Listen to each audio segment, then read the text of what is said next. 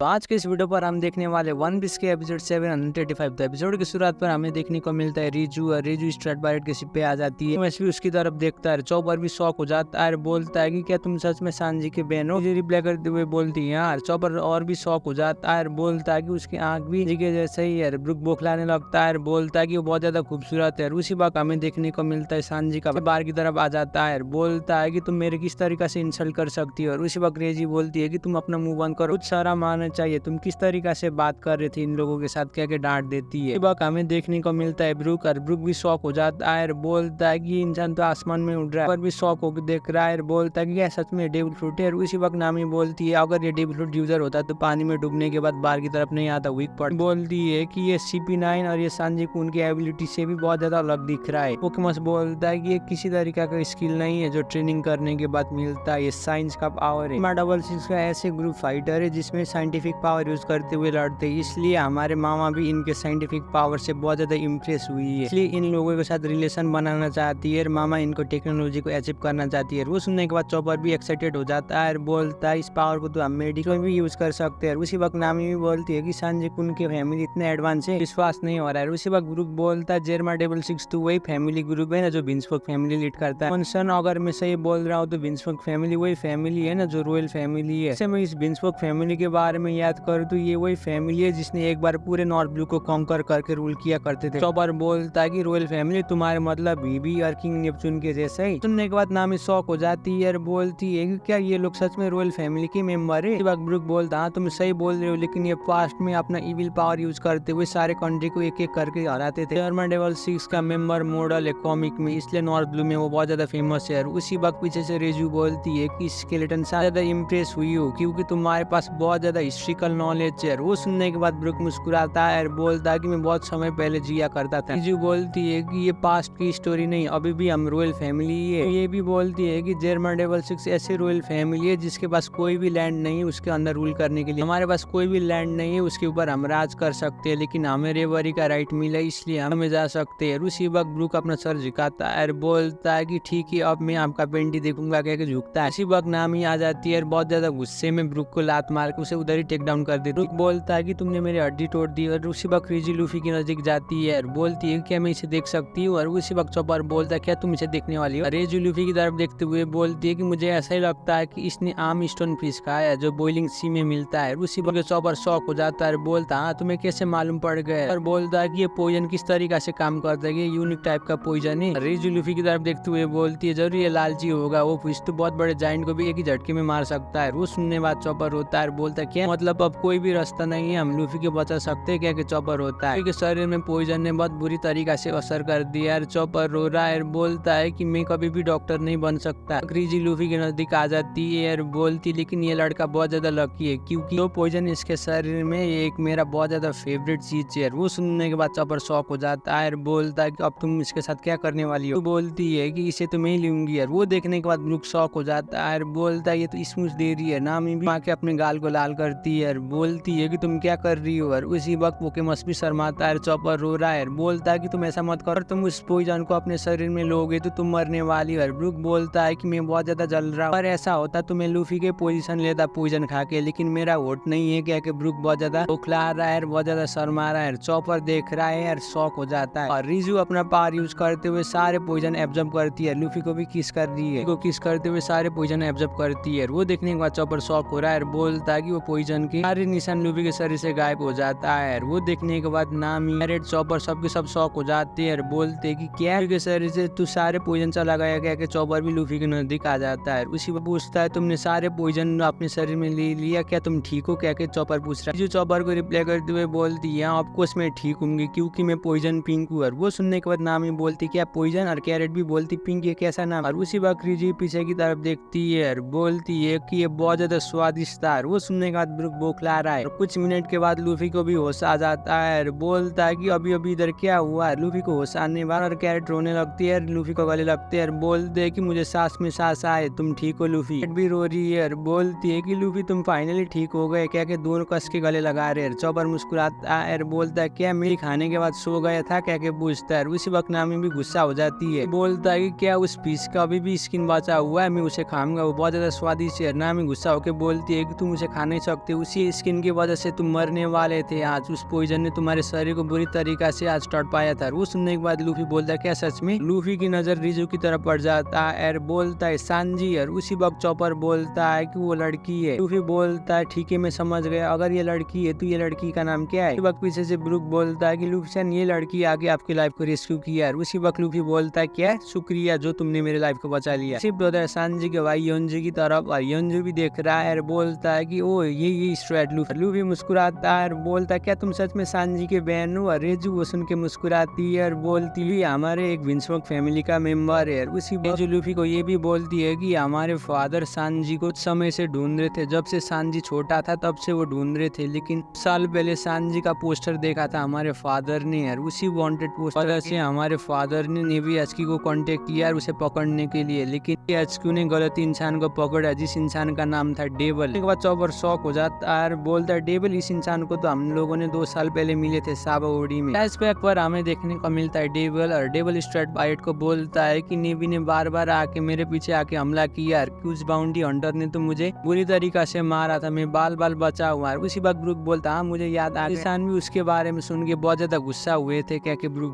बोलती है कि रिसेंटली वर्ल्ड गवर्नमेंट के लोग मेरे भाई को ब्लैक फ्लूट सांजी के नाम से बुलाने लगे, और उसके बाद उन लोगों ने इमेज को भी कैप्चर की। उस आर्टिकल में ये भी रिवील किया कि मेरा भाई स्ट्रेट पायरेट का मेंबर है, इसलिए हमारे फादर ने बाउंडी को भी राइज किया, में डेड और अलाइव को चेंज करके सिर्फ अलाइव ही रखा है। तो सुनने के बाद नामी शॉक हो जाती है और बोलती है इसलिए सांजी कुन का पोस्टर थोड़ा सा चेंज हुआ था। उसी वक्त लूफी रिजू की तरफ देखते हुए बोलता है कि अभी के टाइम में सांजी किधर है? रिप्लाई करते हुए बोलती है कि मुझे ऐसा ही लगता है जरूर वो बिग मॉम या फिर हमारे फादर के पास होगा। बोलती है कि हम लोग किधर आए उससे मिलने के लिए, लेकिन हम जरूर मिस करेंगे एक दूसरे को, अगर वो टी पार्टी को अटेंड कर पाएगा तो तभी। क्या के रिजू बोलती है तुम गाइज को भी मिलूंगी। क्या के रिजू ये भी बोलती है और तुम गाइज को मैं अपने दिल से शुक्रिया कहना चाहती हूँ क्योंकि तुम लोगों ने इतने लंबे समय से मेरे भाई को देख रहे थे। लूफी बोलता है कि सांजी के बहन शुक्रिया जो तुमने मेरे लाइफ को रेस्क्यू किया है, लेकिन मैं अभी भी सांजी को वापस चाहता हूँ अपने दोस्त और अपने क्रूमेट के नाम। भी बोलता है कि मैं किसी भी हालत में सांजी को वापस ले लूंगा। सीन शिफ्ट होता है यंजी की तरफ और यंजी बोलता है कि उस बेवकूफ ने अपने दुश्मन को बचा लिया। भी बोलता है ये पोकेमॉस तुम तो बिग मम पायरेट के मेंबर हो ना, लेकिन तुम स्ट्रेट पायरेट के साथ क्या कर रहे हो? और पोकेमॉस यंजी को रिप्लाई करते हुए बोलता है कि मेरा अपना रीजन है और अभी के टाइम में मैं तुम लोगों को एक्सप्लेन नहीं करूंगा क्योंकि हमारे बीच में बॉन्ड नहीं बन चुकी अभी तक। वह क्रेजू भी अपना फ्लाइंग विस्ट यूज करते हुए शिप की तरफ जाती है और वो बोलती है कि हम लोग ये प्रिटेंड करेंगे साथ हम नहीं मिले। और उसी वक्त यंजी भी बोलता है इसलिए क्योंकि हम हमारे भाई के शादी ना या फिर उसके शादी में कोई भी मुसीबत लाना नहीं चाहते, इसलिए तुम लोगों को भी प्रिटेंड करना होगा। Pokemon ship